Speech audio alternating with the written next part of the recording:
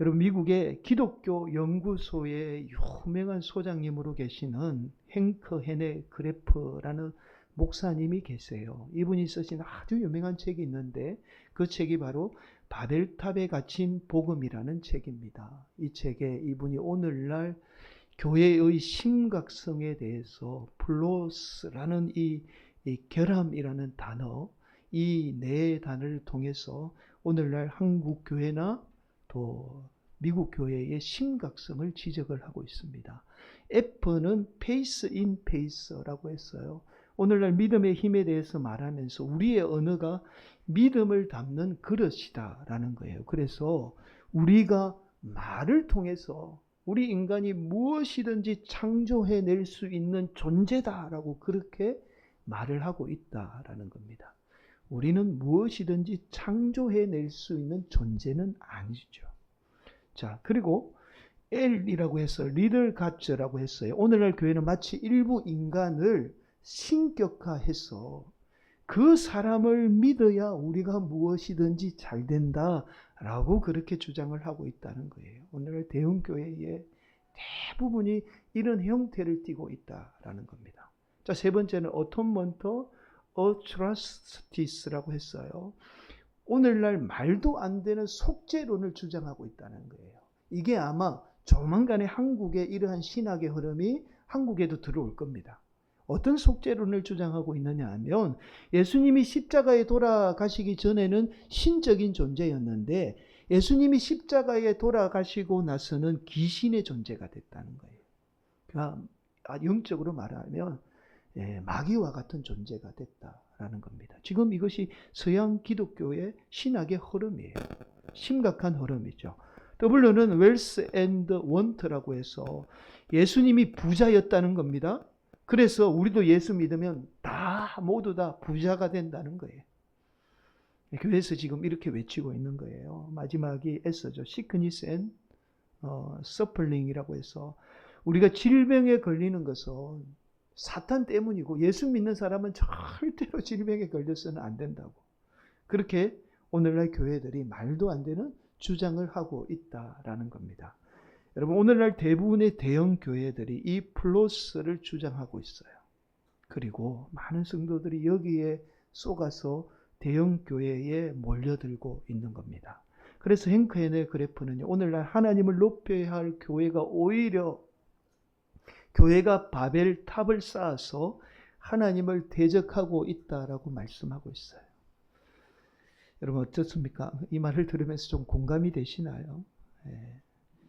여러분, 오늘날 교회의 가장 큰 적은 세상이 아닙니다. 정치도 아니에요.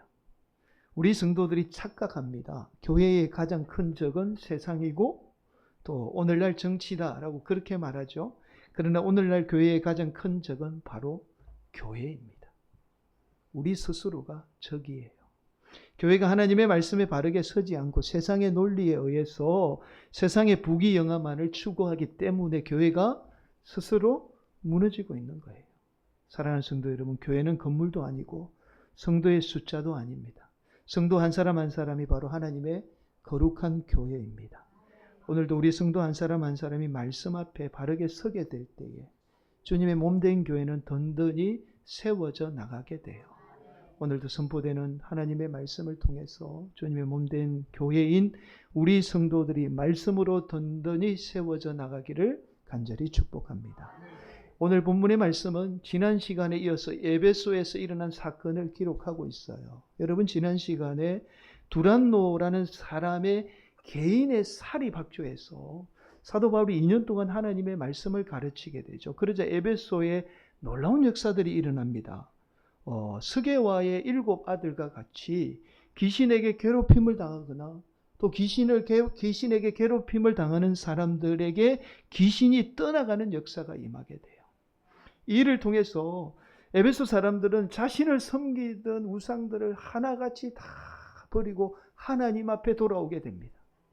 여러분, 유독 에베소는요, 이 다른 지역과 달리 아데미 여신을 섬겼던 도시예요. 여러분, 지금도 에베소에 가면 5월이 되면 이 아데미 여신을 위한 축제가 열립니다. 아데미 여신이 어떤 모습인지 앞에 화면을 한번 보실까요? 이 축제 행렬은요, 아데미 신전에서 시작이 돼요. 이 축제 행렬이 에베소 시청 한가운데 있는 또 다른 이 거대한 아데미 여신을 만나게 됩니다. 그러면 총독, 로마의 총독이 나와서 이 아데미 여신에게 머리를 조아려서 경의를 표하게 돼요. 그리고 에베소의 셀수스 도서관을 지나서 에베소 항구에 이르게 됩니다. 이때 항구에 모여있던 수많은 군중은요, 소를 잡아서 희생 제사를 드립니다. 이때의 남자 사제들은요, 24마리의 항소 고환을 잘라서 아데미 여신의 목에 걸어주며 모인 군중들은 일제히 함성을 지르기 시작해요. 이 함성에 맞춰서 이 여무용수들이 춤을 추며 함께 축제가 시작이 됩니다. 그렇게 5월 한 달 내도록 에베소 시내에는 아데미 여신을 위한 축제가 열리게 돼요. 여러분, 그래서 당시에 에베소는요, 아데미 여신의 신전이 있던 도시로 아주 유명했어요. 이 신전이 얼마나 거대했느냐 하면 길이만 무려 130m가 넘었어요. 폭이 70m가 넘습니다. 높이가 20m가 넘는 아주 웅장한 성전이, 이 신전이 에베소 시내 한가운데 한복판에 있었어요. 기둥만 127개가 넘습니다. 그래서 당시에 우리가 너무나 잘 아는 그리스 아테네에 있던 파르테논 신전 있잖아요. 우리가 몇 주 전에 살펴본 이 파르테논 신전보다 무려 4배가 컸어요. 그래서 당시에 7대 불가사의 중에 하나였다라고 그렇게 기록을 하고 있습니다. 더 놀라운 사실은 오늘 본문에도 말씀하고 있지만 이 아데미 여신을 에베소 사람들만 섬긴 게 아니에요. 그러니까 소아시아의 많은 사람들이 이 아데미 여신을 섬겼어요. 그래서 소아시아에 있던 많은 사람들이 5월만 되면 어김없이 어디에 모여드느냐 하면 이 아데미 여신을 위해서 에베소에 몰려든 겁니다. 여러분, 그렇게 몰려든 사람들이 하나같이 목에 아데미 여신을 위한 목걸이, 그리고 가정에 둘 수 있는 은으로 만든 아데미 여신상을 다 가지고 있었어요. 여러분, 오늘 본문에 등장하는 데메드리오와 그의 직공들이 바로 이런 목걸이나 아데미 여신을 만들어서 막대한 부를 누렸던 사람들입니다. 이들이 에베소 사람들이 아데미 여신을 버리고 하나님을 다 믿게 되자 물질적으로 막대한 피해를 입게 된 거예요. 자, 그러자 이들이 에베소 사람들을 선동해서 소란을 일으키게 됩니다. 여러분, 오늘 본문에 의하면 이 데메드리오와 직공들에 의해서 선동된 에베소 사람들이 모인 장소가 연극장이라고 그렇게 말씀해요. 이 연극장이 오늘도 남아요. 오늘날도 남아 있어요. 그대로. 여러분, 이곳은 적게는요 3만 명에서 많게는 5만 명이 모일 수 있는 공간입니다. 여러분, 데메드리오와 직공에 의해서 선동이 된 에베소 사람들이 이곳 대극장에 모여서 그렇게 소동을 벌이게 된 겁니다. 여러분, 오늘 본문의 말씀을 단순히 물질 때문에 데메드리오와 직공에 의해서 일어난 사건으로 우리가 알고 있어요. 그래서 간혹 목사님들이 에베소 사람들이 물질 때문에 이런 소란을 일으켰다라고 그렇게 말씀을 전하기도 합니다. 그러나 여러분, 오늘 본문의 말씀은 단순한 물질에 관한 말씀이 아닙니다. 여러분, 그 사실을 알 수 있는 말씀이 에베소 사람들이 유독 다른 지역과 달리 이 아데미 여신에 집착하고 있다는 사실을 알 수가 있어요. 여러분, 오늘 본문 말씀을 살펴보면 에베소 사람들은 마치 광적으로 이 아데미 여신에게 집착하고 있습니다. 여러분, 34절 이렇게 말씀하죠. 그들은 그가 유대인인 줄 알고 다 한 소리로 외쳐 이르되 크다 에베소 사람의 아데미여 하기를 2시간이나 하더니, 여러분, 그 많은 사람이 정상적인 사람이라면 그렇게 모여서 2시간 동안 목이 터지도록 아데미 여신이여라고 외칠 수가 없어요. 이건 정상적인 사람의 모습이 아닌 거예요.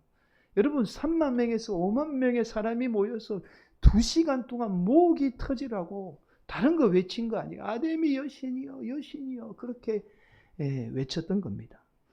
여러분, 수만 명에 이르는 사람이 모여서 일제히 아데미 여신을 부른다는 것은 특별한 이유가 있지 않고서는 도저히 이런 행동을 할 수가 없습니다. 여러분, 이처럼 에베소 사람들이 유독 아데미 여신에게 집착한 이유가 있습니다. 그 이유를 설명하는 말씀이 바로 오늘 본문 35절 말씀이에요. 이렇게 말씀하죠. 서기장이 무리를 진정시키고 이르되 에베소 사람들아 에베소시가 큰 아데미와 제우스에게서 내려온 우상의 신전지기가 된 줄을 누가 알지 못하겠느냐. 여러분 35절은 이런 말씀이에요. 당시 에베소 사람뿐만 아니라 헬라 문화권에 있는 사람들은 절대적인 신으로 제우스를 믿었습니다. 우리가 하나님을 믿듯이 당시에 헬라 문화권에 있는 사람들은 다 제우스를 하나님으로 믿었던 거예요. 그런데 이 제우스가 특별하게 에베소 사람들에게만 부여한 특권이 있어요.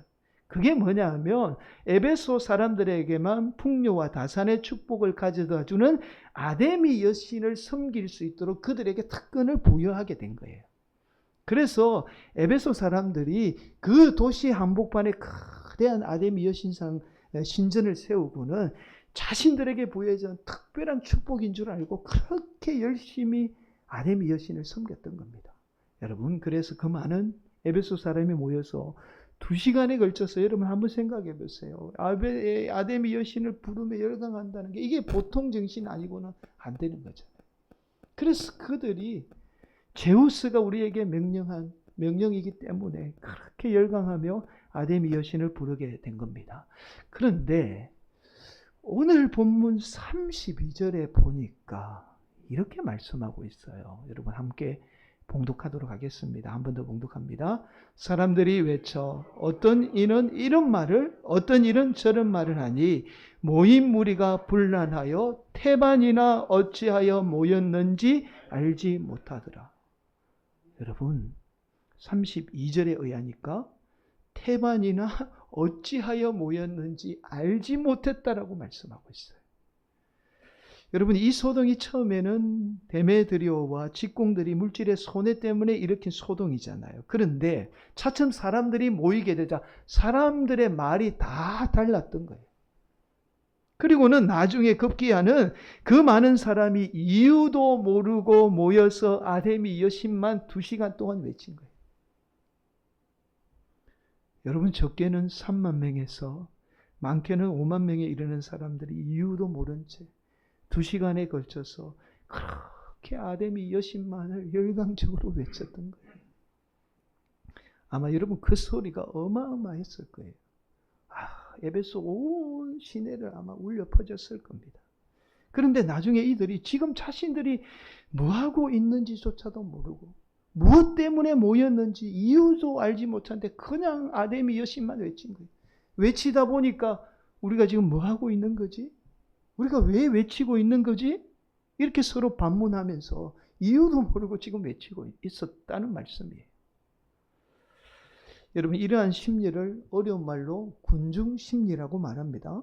군중심리라는 것은 군중 속에 있는 개인의 감정이나 생각은 사라지고 오직 군중의 심리에 우리가 지배되어서 내 판단, 내 모든 행동이 군중에 의해서 지배받게 된다는 거죠.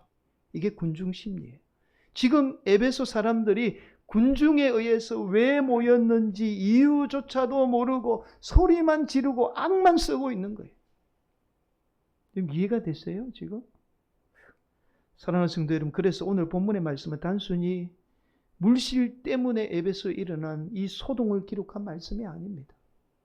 바로 오늘 본문 말씀은 에베소에서 일어난 이 사건을 통해서요, 지금 우리 사회가 겪고 있는 모습과 특별히 오늘날 한국 교회가 겪고 있는 모습을 그대로 우리에게 보여주는 하나님의 말씀이에요.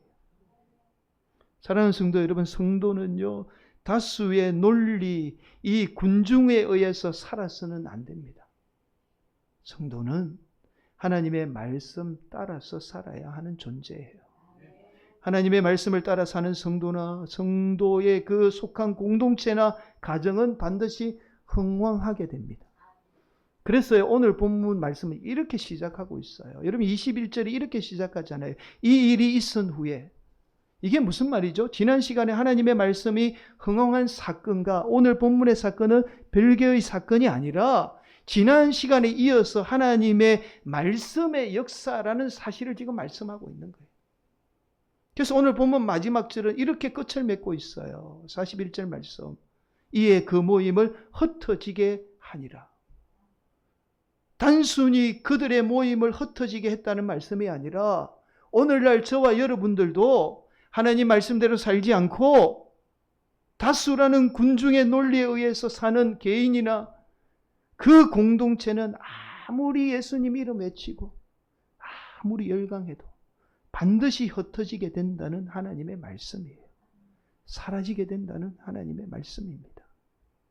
사랑하는 성도 여러분, 안타까운 사실은 오늘날 한국 교회가 예수님의 이름에 열광하고 예수님의 이름을 외치고 있지만 그 속에 하나님의 말씀인 진리는 사라지고 온갖 세상의 힘의 논리인 다수의 논리, 군중의 논리가 한국 교회를 지배하고 있어요. 심지어 오늘날 우리 사회뿐만 아니라 한국 교회는 다수라는 군중에 매몰되어 옳고 그름조차도 분별하지 못하고 있습니다. 그래서 언제부턴가 크고 많음이 정의가 되어버렸어요. 그렇게 한국교회는 서서히 흩어지고 무너지고 있는 겁니다. 여러분, 교회는 크고 많음이 중요한 것이 아니라 하나님의 말씀이 중심이 되어서 말씀대로 성도 한 사람 한 사람이 진리를 행할 때 그 성도뿐만 아니라 그 성도가 속한 교회는 반드시 흥왕하게 됩니다. 그래서 오늘도 우리 성도 한 분 한 분이 너무 소중하고 한 분 한 분이 하나님 말씀으로 바르게 알고 하나님 말씀을 바르게 알고 바르게 행하는 것이 중요한 거예요. 그런 시대가 되어버렸습니다. 사랑하는 성도 여러분, 군중은 권위 있는 사람에 의해서 선동이 돼요. 그래서 제가 서두에서 바벨탑에 갇힌 복음에 관해서 말씀을 드린 겁니다. 오늘날 교회의 문제를 지적하면서 리를 갓라고 말했잖아요. 여러분, 교회는 특정한 목회자의 말이 진리가 되어서는 안 됩니다. 특정한 목회자의 말을 따라서는 안 돼요. 오늘날 많은 목회자가 예수님을 위해서, 교회를 위해서, 특히 나라와 민족을 위해서라는 이 군중의 외침에 거짓이 진리로 지금 탈바꿈한 시대에 우리가 살고 있어요. 그래서 오늘날 많은 성도가 군중에 매몰되어 거짓을 진리인 것처럼 믿고 있어요. 특별히 오늘날 한국교회는 몇몇 정치 목사들로 인해서 거짓을 진리로 믿고 있습니다.